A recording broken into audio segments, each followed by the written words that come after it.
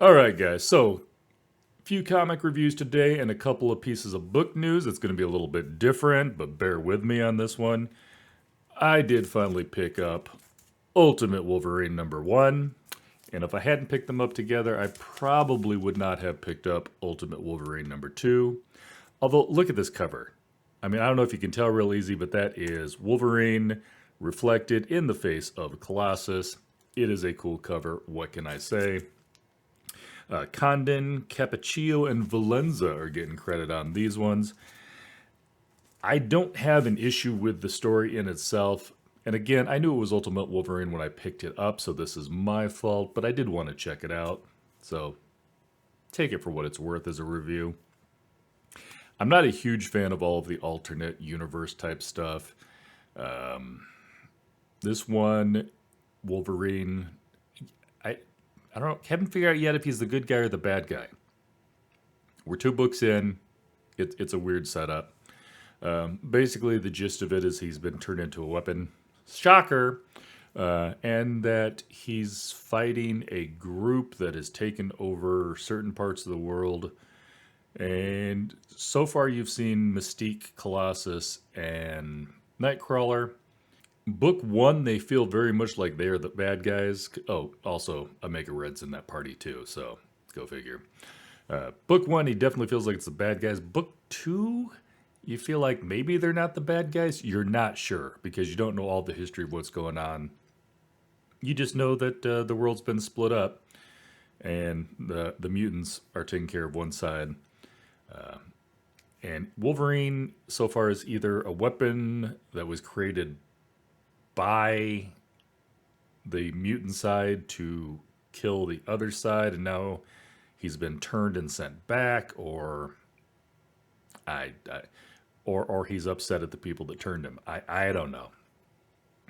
Haven't quite figured that out, but it's early on. It is action packed. Does have it's weird. There's a lot of action. I don't know if it feels action packed. Those somehow those are two different things.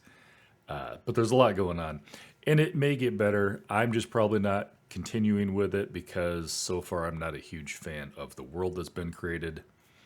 But it is part of the Ultimate Universe, it looks like. So, hey, what can I say?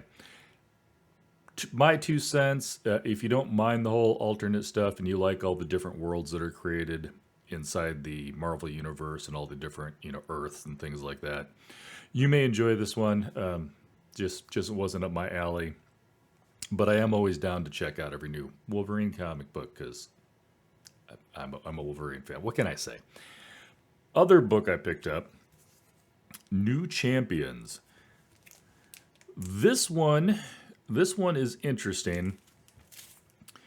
I mean, it's got its own story at the beginning, but it basically this is another one that's laying out the foundation of a new series. By the end of this one, something happens, and by the end of this one, you get an entire crowd of almost everybody that could possibly become part of this new team. I don't know if you guys would remember this. This is an obscure one, but there was a What If comic way back in the day where they used to do a lot more. It used to be What If used to be less of a story What If. It used to be more like, here's a 64 pages of 60 different what if possibilities, and there would be like, one panel things.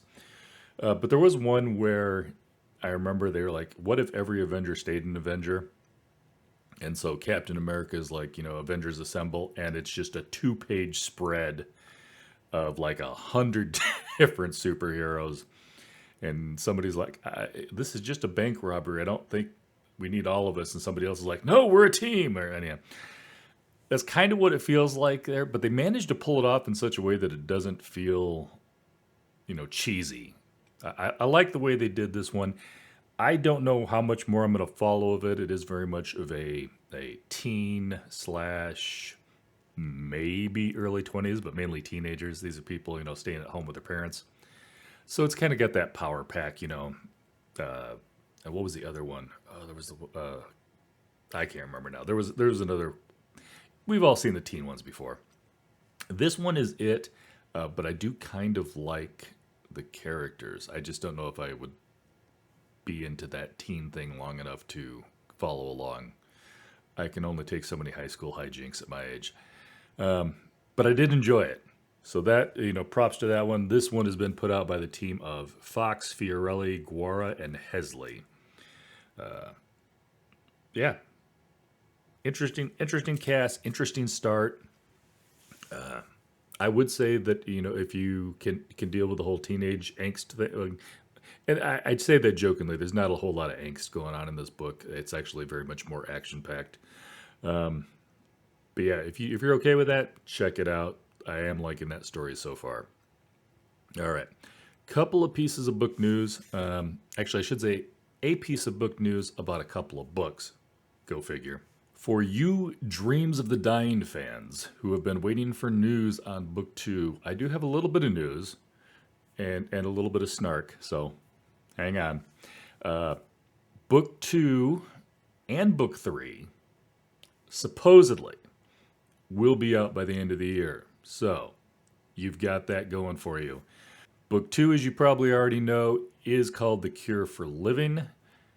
That one might. Okay, so here's the thing. They're looking to drop books two and three together.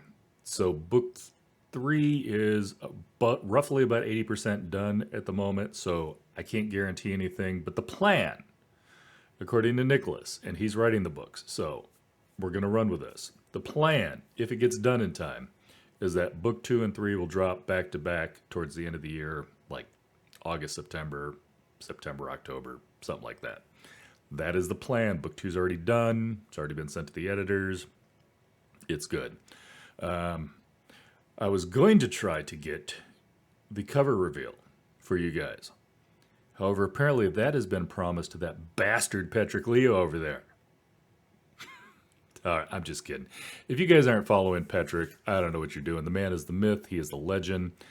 Check out Patrick Leo's channel. I guarantee you it is drool worthy. You will be considering a second job just to pay for all of the books that you see on his channel. SFF Spotlight.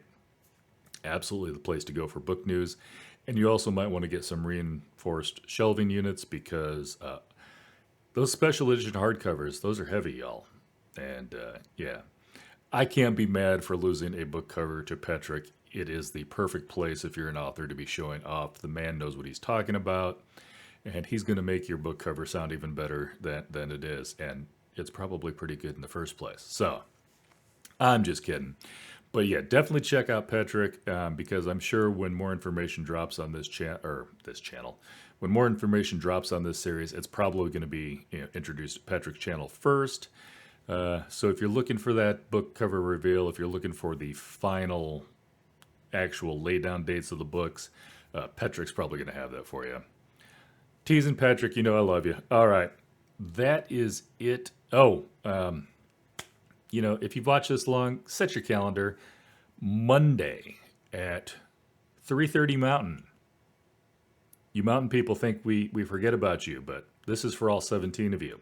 3:30 Mountain Time, 4:30 Central Time. I'm going to be having Michael Michelle on. He is the author of The Price of Power. I am loving that book so far. I'm going to have that probably finished up later this afternoon. But yeah, we're going to be talking about that. That is my next author interview. Hope to see you there. It is going to be live stream. And I think that's about it for me today. Hope you guys have a bunch of 5-star reads, and I will catch you later.